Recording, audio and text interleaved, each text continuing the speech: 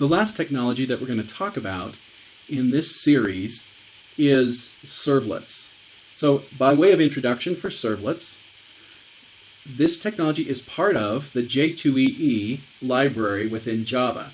So as a part of downloading Java, if you went out and you downloaded the SE or standard edition of Java, you're going to want to go back to java.oracle.com and pick up the EE or enterprise edition version of Java to use in connection with this particular technology.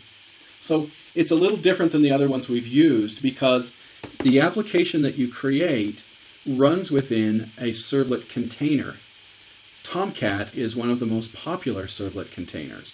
In fact, when you compile your program, it's going to compile as a war file rather than as a .class file.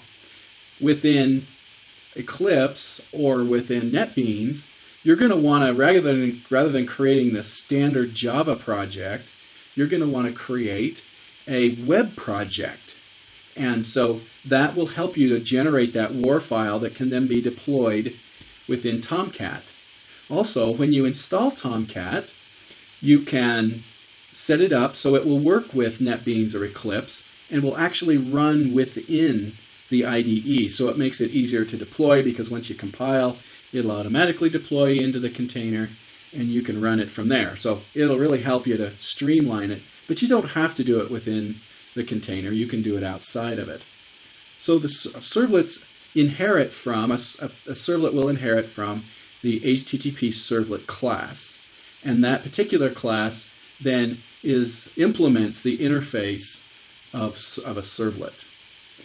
It uses HTTP protocol, and it kind of behaves in a similar way to the URL HTTP technology we talked about earlier. But in this case, it's really the server side of the equation, while the other technology is the client side of the equation. I hope that helps you to kind of distinguish them. So when a web page posts back to this servlet that you write, the servlet will then expose all of the HTTP elements that would come back with that request.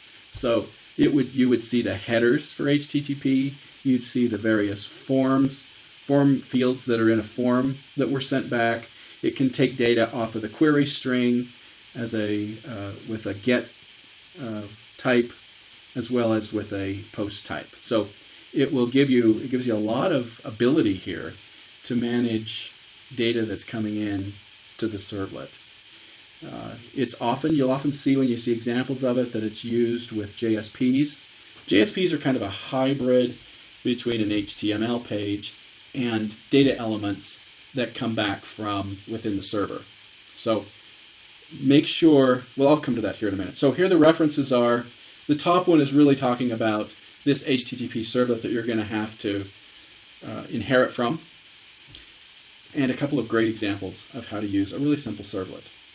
So as far as what I am looking for to get you to basic, you don't have to write this really complex application. In fact, something that's fairly simple will do very well. But what I want you to be able to do is to take the response from a web page, meaning it makes a request to you, okay, and that request, then take the request, process it, do something with it, and then respond back to the web page as your own response. You're going to definitely need to have Tomcat in the mix. Give yourself a little bit of time to get that set up. It's not that hard, but there are some pieces to it. When you go out and create a web project within Eclipse, for instance, there is a servlet XML and a web XML file that you're going to have to mess around with a little bit in order for this to work right. So take some time there. And then the last thing I wanted to point out is, kind of like what I said with URL and HTTP, you need to think about not only the happy path here, but what the alternative paths are. Because anytime we're dealing with the internet and communication between servers and clients and stuff like that, there's always this element of something may not connect, or something may be broken in the connection, or down, or whatever it may be. And so think about those alternate paths as you look at this particular technology. So I really hope that this helps you to better understand what a servlet is and what you'd need to get to basic on it.